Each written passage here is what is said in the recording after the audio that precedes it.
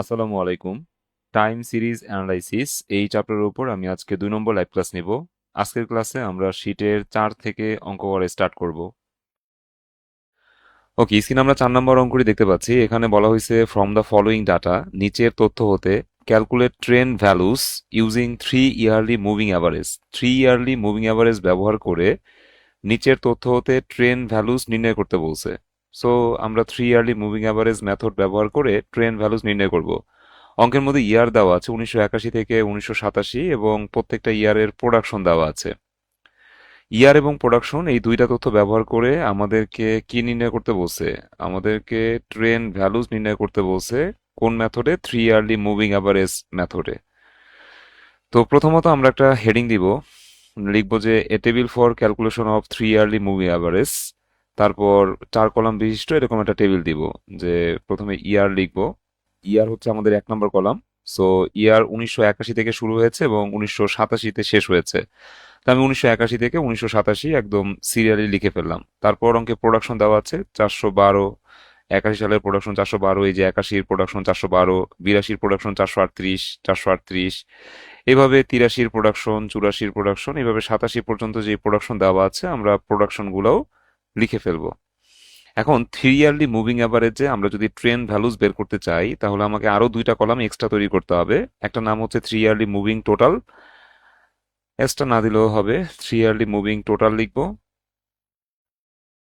3 yearly moving total, এবং 4 নম্বর কলামটার নাম দিব 3 ইয়ারলি মুভিং অ্যাভারেজ। আর 3 ইয়ারলি মুভিং অ্যাভারেজ কি আমরা বলি ট্রেন্ড ভ্যালুস, যেটা আমাকে বের করতে বলছে। তো আমরা 3 ইয়ারলি মুভিং টোটাল কিভাবে বের করব? 3 ইয়ারলি মুভিং টোটাল বের করবো এইভাবে, যে আমাদের প্রথমত যেই 3টা ইয়ারের প্রোডাকশন দেওয়া আছে, এই 3টা প্রোডাকশন যোগ করব, এটা হবে 3 ইয়ারলি মুভিং টোটাল, এবং তাকে 3 দিয়ে ভাগ করব, আমাদের 3 ইয়ারলি মুভিং অ্যাভারেজ বের হয়ে যাবে। ঠিক আছে। আচ্ছা, এরপরে আমার কাজ কি? এরপরে কাজ হচ্ছে আমরা প্রথম যে 412 আছে এটাকে বাদ দিব। বাদ দিয়ে পরের 3টা আইটেম, ঠিক আছে, পরের 3টা আইটেম আমরা নিব। 412 এটা বাদ, পরের 3টা আইটেম নিব। পরের 3টা আইটেম যোগ করলে হবে 3 ইয়ারলি মুভিং টোটাল, এবং 3 দিয়ে ভাগ করলে হবে 3 ইয়ারলি মুভিং অ্যাভারেজ। এরপর আমাকে এই 438ও বাদ দিতে হবে। ঠিক আছে, 438ও বাদ, 412 বাদ, 438ও বাদ। পরের 3টা অ্যামাউন্ট আমি যোগ করব, হয়ে যাবে 1370। এটা হচ্ছে 3 ইয়ারলি মুভিং টোটাল, এবং তাকে আমরা 3 দিয়ে ভাগ করব, 3 ইয়ারলি মুভিং অ্যাভারেজ বা ট্রেন্ড ভ্যালুস বের হয়ে যাবে। এরপর এই 446ও কাটা যাবে। ঠিক আছে, 446ও কাটা যাবে। পরের 3টা আইটেম, ঠিক আছে, পরের তিনটা আইটেম যোগ করব, যোগফল হবে 1407, এবং তাকে আমরা 3 দিয়ে ভাগ করব, এটা বের হয়ে যাবে হচ্ছে 469। ঠিক আছে। এরপর আমাদের কাজ হচ্ছে 454 বাদ দিব, লাস্টের 3টা আইটেম যোগ করব। ঠিক আছে, 454 পর্যন্ত সবাই বাদ ছিল, লাস্টের 3টা আইটেম যোগ করব, যোগফল হবে 1443। এটা হচ্ছে 3 ইয়ারলি মুভিং টোটাল, এবং তাকে আমরা 3 দিয়ে ভাগ করব, এটা হয়ে যাবে 3 ইয়ারলি মুভিং অ্যাভারেজ, যাকে আমরা ট্রেন্ড ভ্যালুস বলি। তো আমাদের ট্রেন্ড ভ্যালুস গুলো বের হয়ে গেছে, আর আমাদের অঙ্কে ট্রেন্ড ভ্যালুস বের করতে বলছে। আমরা ট্রেন্ড ভ্যালুস বের করে ফেলছি, আমাদের অঙ্ক কিন্তু শেষ। ঠিক আছে, লাস্টের যে রোটা আছে এটা পূরণ হবে না, ফার্স্টের যে রোটা আছে এটাও পূরণ হবে না। আমাদের হচ্ছে জাস্ট নর্মাল ওয়েতে আমরা অঙ্কটা করে যাব। ঠিক আছে, নর্মাল ওয়েতে আমরা অঙ্কটা করে যাব, দেখবো যে আমাদের যেগুলো খালি থাকার কথা সেগুলো আমরা জাস্ট হাইফেন দিয়ে রেখে দিব। তো যখনই 3 ইয়ারলি মুভিং অ্যাভারেজ মেথড ব্যবহার করে ট্রেন্ড ভ্যালুস বের করতে বলবে, তখন আমরা হচ্ছে এই 4 কলাম বিশিষ্ট টেবিলটা তৈরি করব। প্রথমত ইয়ার গুলা লিখবো, তারপরে প্রোডাকশন গুলো লিখবো, তারপর যোগটা করা খুব জরুরি, যে 3 ইয়ারলি মুভিং যখন বলবে তখন প্রথমে 3টা ইয়ার যোগ করতে হবে, সেই যোগফলটা মাঝামাঝিতে বসাবো এবং 3 দিয়ে ভাগ করে অ্যাভারেজ করে ফেলবো। তারপরে প্রথমটা বাদ। হ্যাঁ, পরের 3টা আইটেম আবার যোগ করতে হবে, যোগফল মাঝখানে বসাবো, 3 দিয়ে ভাগ করে অ্যাভারেজ করে দিব। হ্যাঁ, আবার এই 2 নাম্বারটা বাদ, পরের 3টা আইটেম যোগ করব, যোগফলটা মাঝখানে বসাবো, 3 দিয়ে ভাগ করে অ্যাভারেজ করব। আবার এই 446 বাদ। হ্যাঁ, পরের 3টা আইটেম যোগ করব, যোগফল মাঝখানে বসাবো, 3 দিয়ে ভাগ করে অ্যাভারেজ করব। এরপর আবার 454 বাদ, এই 3টা যোগ করব, মাঝখানে যোগফল বসাবো, এবং 3 দিয়ে ভাগ করে অ্যাভারেজ করে দিব। আমরা কি 3 ইয়ারলি মুভিং অ্যাভারেজে ট্রেন্ড ভ্যালু বের করা বুঝতে পারছি?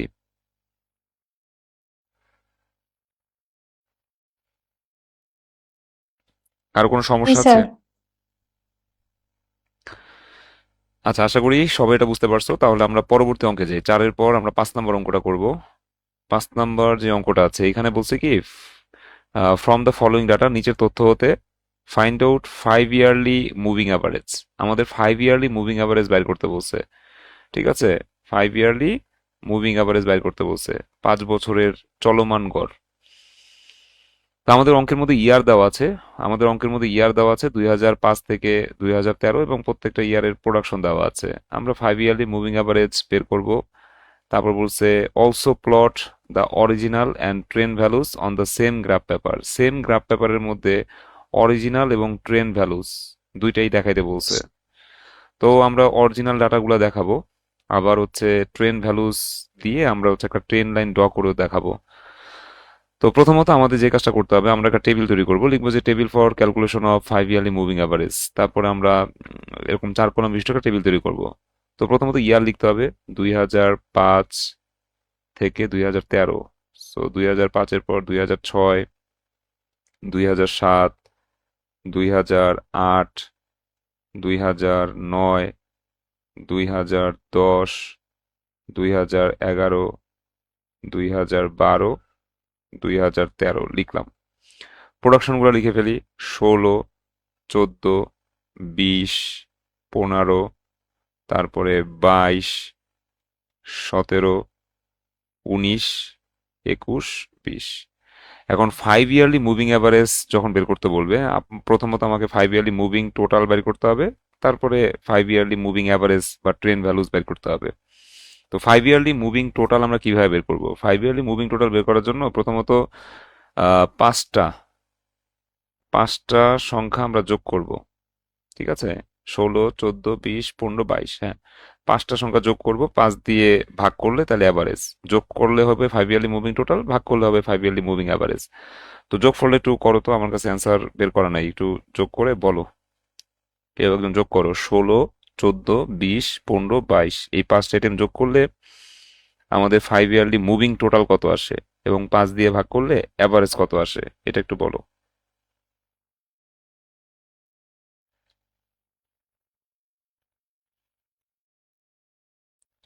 5 yearly moving total 87, 5 yearly moving average 17.4। 17.4। আচ্ছা, এরপর প্রথমটা কেটে দিব, পরের 5টা যোগ করো। পরের 5টা যোগ করো, দেখো হচ্ছে যোগফল কত আসে।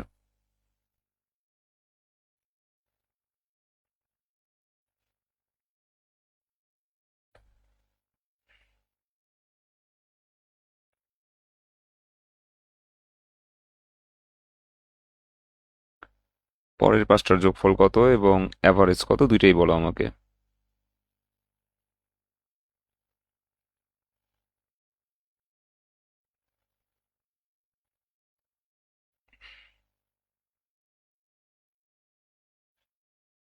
আর একটু কুইক করতে হবে।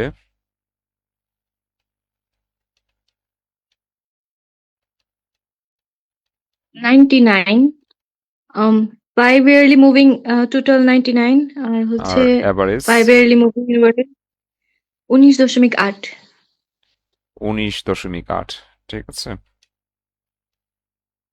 স্যার স্যার না, সরি ভুল হয়েছে স্যার, তো, স্যার 88। মুভিং স্যার, ওইটা তো না, ওইভাবে করে ফেলছি। 88 হবে না, আমি মাত্র ওইটা করলাম বাদ। আর কি। আচ্ছা, আরেকবার একটু করো, ঠিক আছে। স্যার 14, 20, 15, 22, 17, 88 হবে।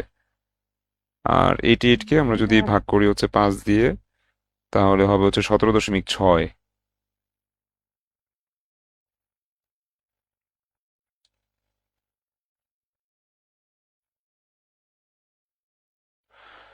তারপর 14 কেটে দিব, পরের 5টা যোগ করো। পরের 5টা যোগ করলে কত আসে? 93 স্যার। 93। তাহলে আমাদের মাঝখানে 93 বসাই দিব, আর 5 দিয়ে ভাগ করলে অ্যাভারেজ চলে আসবে কত? 18.6। 18.6। আচ্ছা, এরপর 20 কাটো, তারপরে যে 5টা আছে ওই 5টা যোগ করো।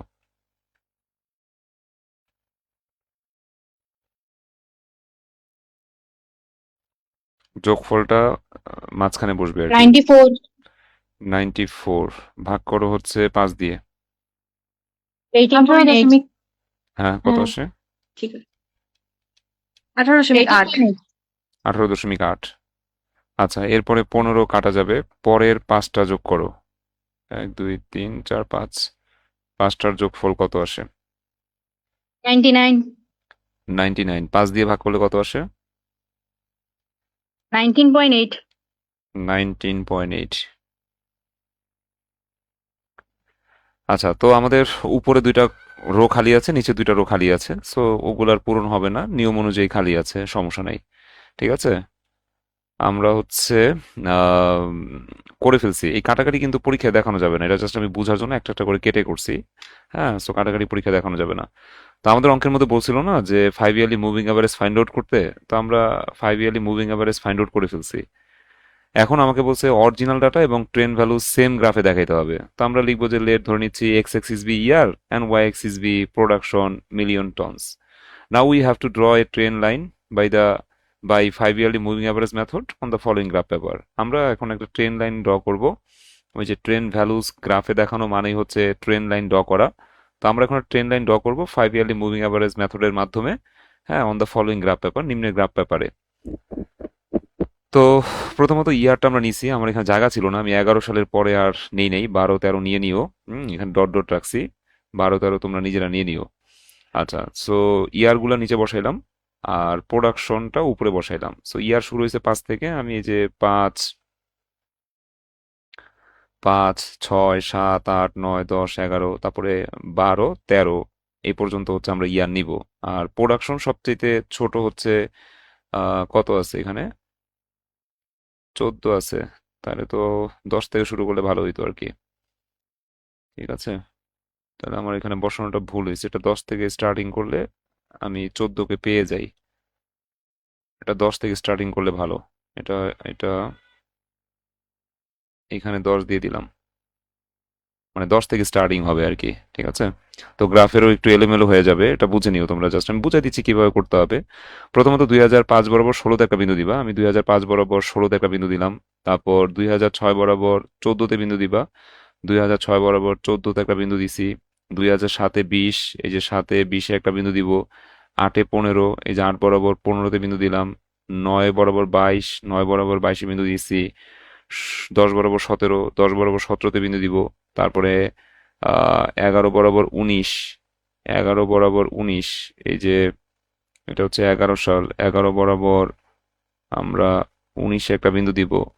তারপর 12 বরাবর 21, ঠিক আছে, এই যে 12 বরাবর 21-এ বিন্দু দিব।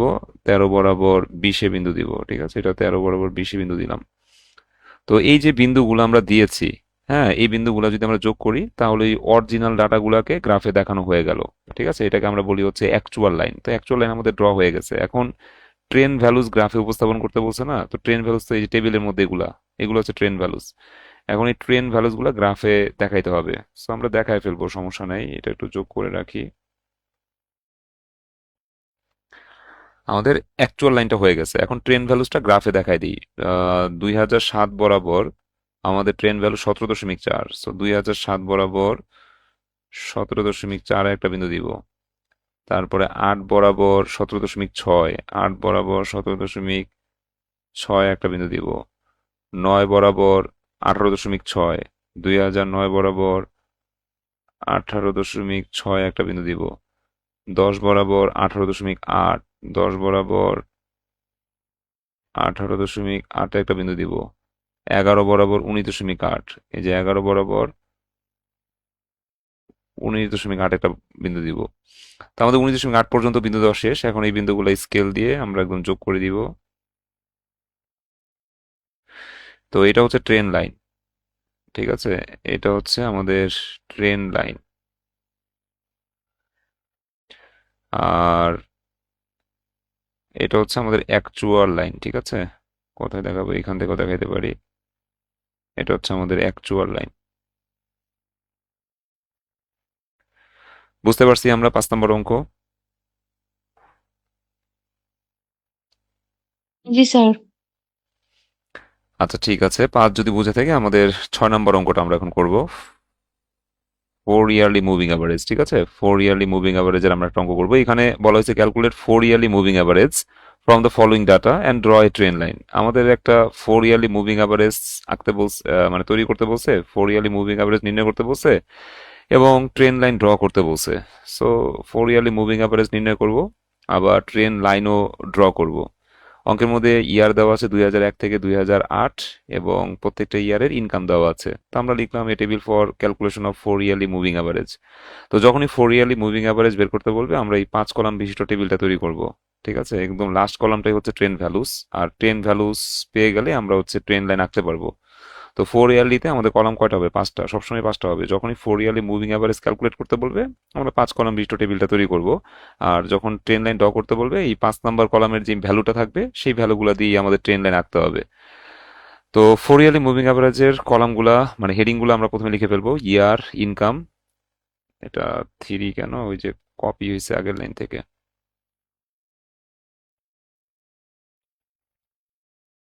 ভাই অঙ্কে লিখলেও হবে।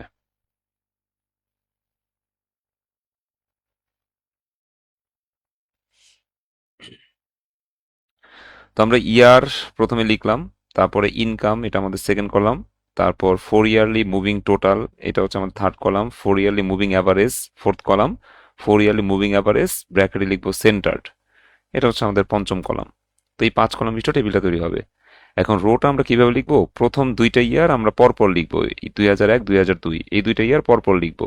তারপরে এক ঘর গ্যাপ দিয়ে 2003, এক ঘর গ্যাপ দিয়ে 4, এক ঘর গ্যাপ দিয়ে 5, এক ঘর গ্যাপ দিয়ে 6, এক ঘর গ্যাপ দিয়ে 7, 8, মানে লাস্টের দুইটা আবার একসাথে লিখে দিব। তার মানে প্রথম দুইটা ফিক্সড, লাস্টের দুইটা ফিক্সড, মাঝের গুলো এক ঘর করে গ্যাপ থাকবে। এইভাবে আমাদের ইয়াটা সাজাইতে হবে।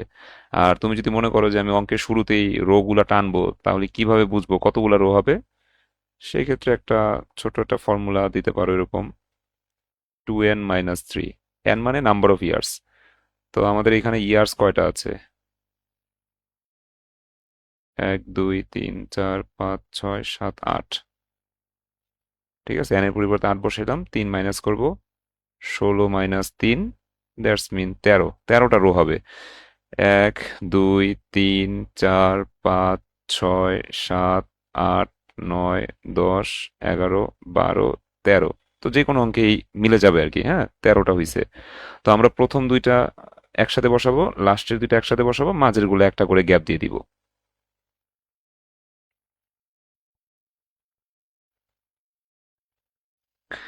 তাহলে ইয়ার যেভাবে বসাইছি ইনকাম গুলো সেম ভাবে বসাই দিব। তারপরে 4 ইয়ারলি মুভিং টোটাল বের করতে হবে। সো বের করে ফেলো 4 ইয়ারলি মুভিং টোটাল। এই 4টা আইটেম যোগ করো। 4টা আইটেমের যোগফল কত বলো তো? মাঝখানে বসাবা, 4টা আইটেমের যোগফল মাঝখানে বসাবা, উপরে দুইটা নিচে দুইটা, মাঝখানে যেই রোটা আছে সেই রোতে আমরা 4 ইয়ারলি মুভিং টোটালটা বসাবো।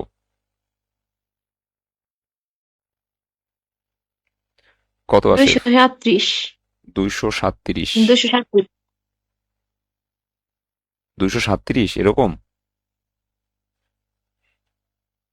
তাহলে 4 দিয়ে ভাগ করো, 4 দিয়ে ভাগ করলে কত আসে?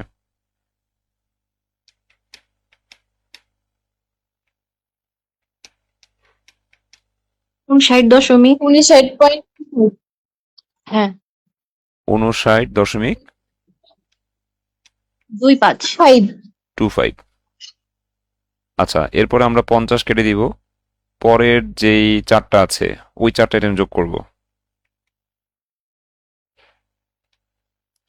তাহলে এখানে 65, তারপর 60, 259। আচ্ছা ঠিক আছে, তাহলে এখানে মাঝখানে আমরা 259 বসাবো আর 4 দিয়ে ভাগ করব, কত আসে?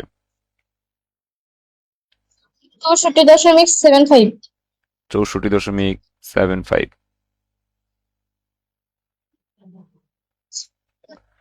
এরপর আমরা কি করব? 65 কাটবো, পরের যেই 4টা আইটেম আছে ওদেরকে যোগ করব।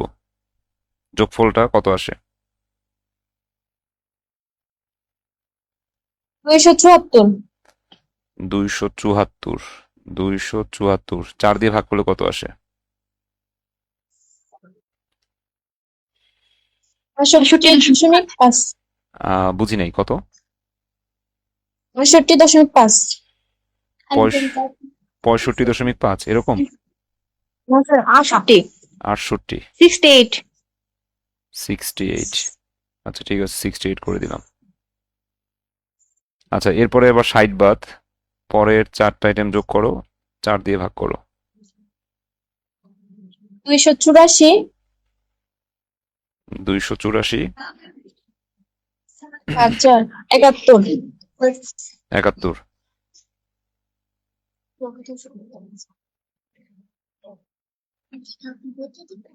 আচ্ছা এবার 62 বাদ, লাস্টের 4টা যোগ করলে কত আসে?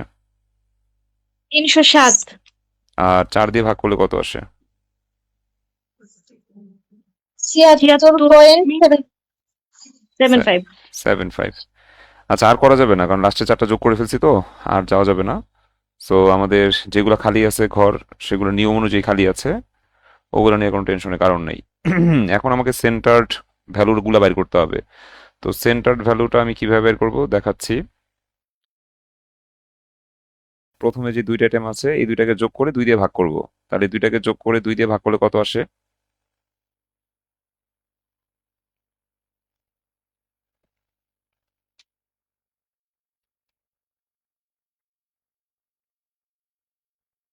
62 প্রথমটা আসে। প্রথমটা আসে হচ্ছে 62, তাহলে আমরা 62 লিখে দিলাম। এরপরে প্রথমটা বাদ, পরের দুইটা আইটেম আমরা যোগ করব, পরের দুইটা আইটেম যোগ করে 2 দিয়ে ভাগ করব, তাহলে কত আসে? 63.62, কত? 66, 66.62। 62, আচ্ছা এরপরে এটা বাদ, পরের দুইটা আইটেম যোগ করে 2 circle. দিয়ে ভাগ করব, কত আসে? 69.75, 69.75। তারপরে এটা বাদ, লাস্টের দুইটা আইটেম যোগ করে আমরা হচ্ছে 2 দিয়ে ভাগ করব, এভারেজ কত আসে?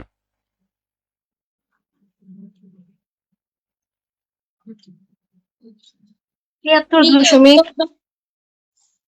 73.88 করে দিলাম। আচ্ছা এই হচ্ছে আমাদের ফোর ইয়ারলি মুভিং অ্যাভারেজের সেন্টার্ড ভ্যালু। তো আমরা সেন্টার্ড ভ্যালুর মাধ্যমে মূলত হচ্ছে চিত্রটা আঁকতে পারি আর কি, ঠিক আছে? সো আমাদের ওই সেন্টার ভ্যালুটাকে ট্রেন ভ্যালু বলা হয়, এটাই এটাই মূলত ট্রেন ভ্যালু, আগেরগুলো না, এটাই মূলত ট্রেন ভ্যালু।